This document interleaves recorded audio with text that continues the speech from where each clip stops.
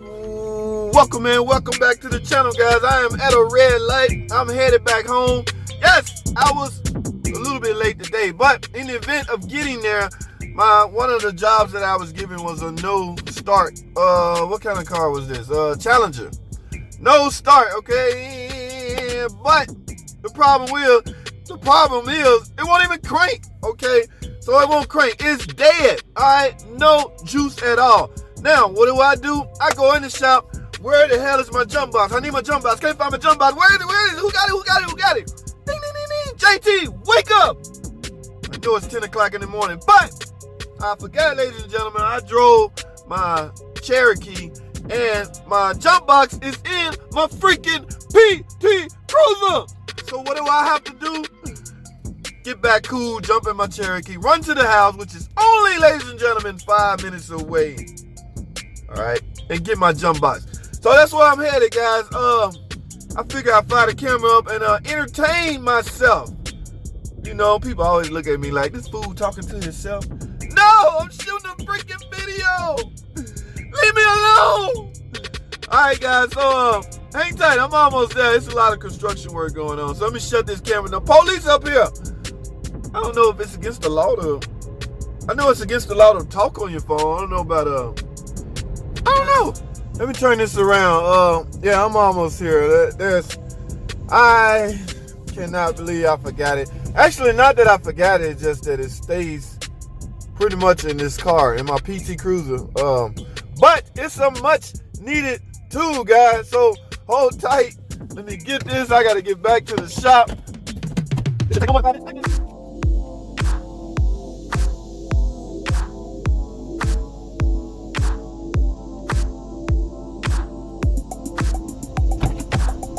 Alright, guys, it didn't take that long at all. Alright, woo! Man, I don't know what the world people was doing before the invention of the jump box. That thing is so freaking crucially important. Guys, like I said before, a couple of things, man, you should not be borrowing. I'm gonna go over JT's top three tools you should not be borrowing under any circumstances, okay? And one of them happens to be a jump box. Get your own freaking jump box. Man, it's nothing like a guy reaching into his toolbox to pull out, in some cases, a $500 jump box. There's some tool trucks out there selling jump box for freaking $500. That is crazy. The Snap-on, Mako, all them guys. Man, that jump box right there. Now, I did a review on that jump box. I happen to think that is the best jump box I have ever had. Okay, now that's could be a little misleading because that is a newer jump box than the previous jump box I've ever had. So naturally, as information arises and technology arises, you will make things better. My last purchased jump box was 5-6 years ago. So, of course, technology has changed since then. They can now make better jump box. But as of now, 2020, August 2020, that, my friends, the best jump box. I did a review. I'm going to post that review as soon as I get time. It was a while ago, actually, man. I'm so far behind on videos. But that, my friend, is one of the tools you should not be borrowing. Now, again, what was we using before jump box? Now, because I'm in the auto industry, I work at a shop. Naturally, tow truck drivers will be dropping cars off, okay, whether they dead or just won't start or just won't run right or ship. I'm going to say 70% of them are dead, okay, when they come off the tow trucks. So with that being known, how do you go out there empty-handed to get the car?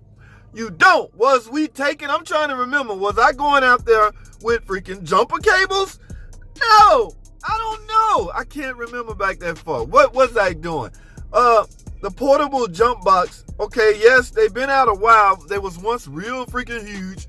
Now, I do remember a time when we take a battery out there with us and some jumper cables.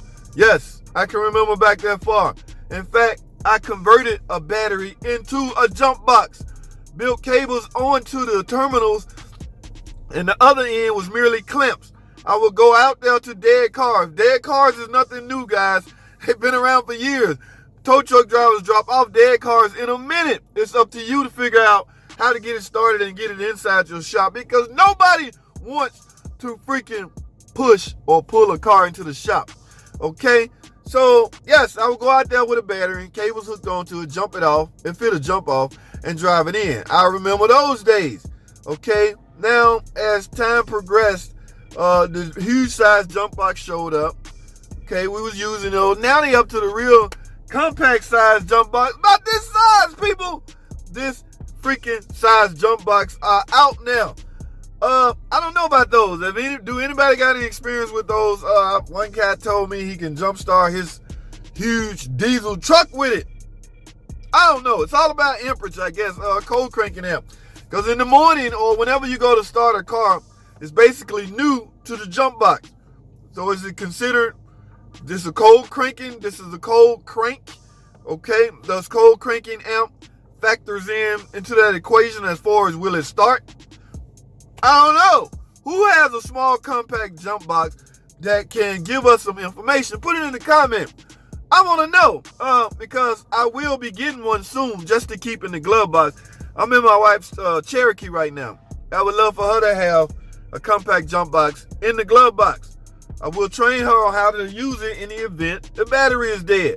Okay? This is a 2017 model I bought new. I have already replaced the battery. It's not even 3 years. It wasn't even 3 years old yet. Back in the day, batteries used to last 5 years maybe. That was the saying. Every 5 years, replace your battery.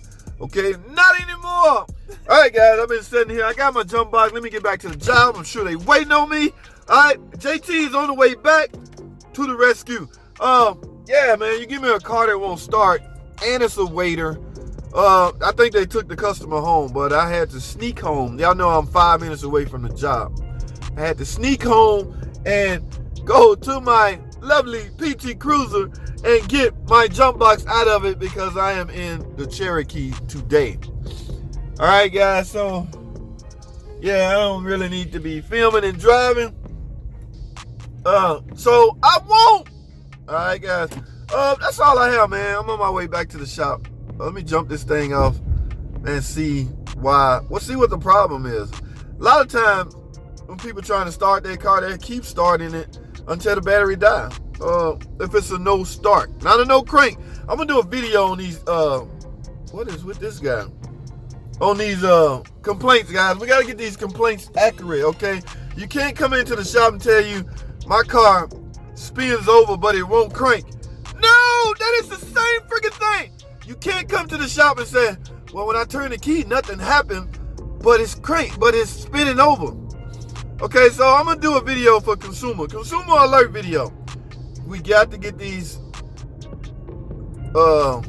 complaints, the terminology right, guys. That will help the mechanic not misdiagnose your car. That's what you want, because you don't want a mechanic misdiagnosing your car. That's going to cost you.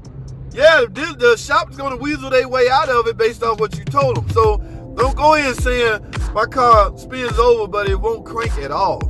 You know, that's just not right. All right, so I'm going to go over that with in a separate video. All right, guys, so let me shut this one down. That's all I have. Thanks for watching. Comment, subscribe. I'll see y'all on the next video.